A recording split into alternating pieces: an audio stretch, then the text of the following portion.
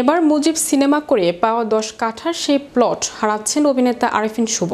যৌথ প্রযোজনার মুজিব সিনেমায় বঙ্গবন্ধুর চরিত্রে অভিনয় করে পারিশ্রমিক নিয়েছিলেন মাত্র 1 টাকা।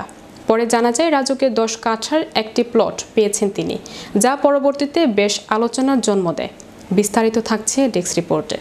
রক্ত যখন দিয়েছি, রক্ত আরো দেব, এদেশের মানুষকে মুক্ত করে। 2023 সালে মুজিব সিনেমা দিয়ে বেশ আলোচনায় আসেন ঢালিউড অভিনেতা আরিফিন শুভ। যৌথ প্রযোজনার এই সিনেমায় তিনি বঙ্গবন্ধু চরিত্রে অভিনয় করে পারিশ্রমিক নিয়েছিলেন মাত্র 1 টাকা। পরে জানা যায় রাজুকে 10 কাঠার একটি প্লট পেয়েছেন তিনি। 27 নভেম্বর রাজুকের বোর্ড সভায় এ সিদ্ধান্ত হয়।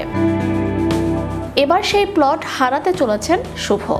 হাসিনা সরকারের বিভিন্ন সময় সংরক্ষিত কোটায় বরাদ্দ দেয়া প্লট বাতিলের উদ্যোগ নিয়েছে অন্তর্বর্তী সরকার।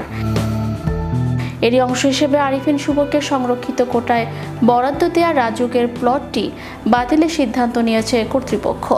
আরিফিন শুভর সঙ্গে সিনেমাটির প্রযোজক লিটন হায়দারেরও প্লটও বাতিল হচ্ছে।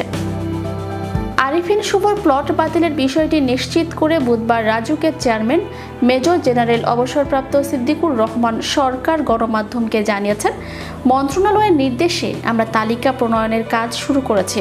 তবে কি পরিমাণ প্লট বাতিল হবে তা এখনই বলা যাচ্ছে না। মূলত যেগুলো রেজিস্ট্রেশন হয়নি এমন শতাধিক প্লটের তালিকায় তৈরি করা হয়েছে, যা বোর্ড সভায় উপস্থাপন করে বরাদ্দ বাতিল করা হবে।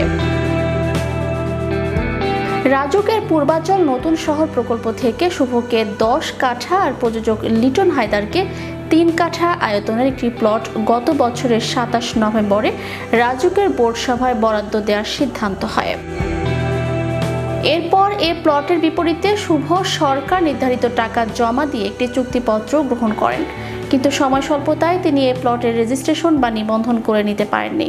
এরই মধ্যে গত 5 আগস্ট আওয়ামী লীগ সরকার ক্ষমতাচ্যুত হওয়ার পর শুভর প্লট সহ রাজনৈতিক বিবেচনায় বরাদ্দ দেওয়া প্লটগুলো নিয়ে নানা হিসাব নিকাশ শুরু হয়।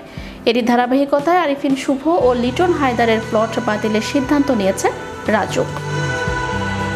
অবশেষে শেখ হাসিনার পদত্যাগ এবং দেশের পট পরিবর্তিত পরিস্থিতিতে দুঃসংবাদ পেলেন পর্দার শেখ মুজিবুর রহমান আরিফিন শুভ। রাজুক থেকে বরাদ্দ দেয়া 10 কাঠা প্লট হারাতে চলেছেন তিনি, কারণ শেখ হাসিনা সরকারের বিভিন্ন সময় সংরক্ষিত কোটায় বরাদ্দ দেয়া প্লট বাতিলের উদ্যোগ নিয়েছে অন্তর্বর্তীকালীন সরকার। চ্যানেল ইউরো বিনোদন ডেস্ক।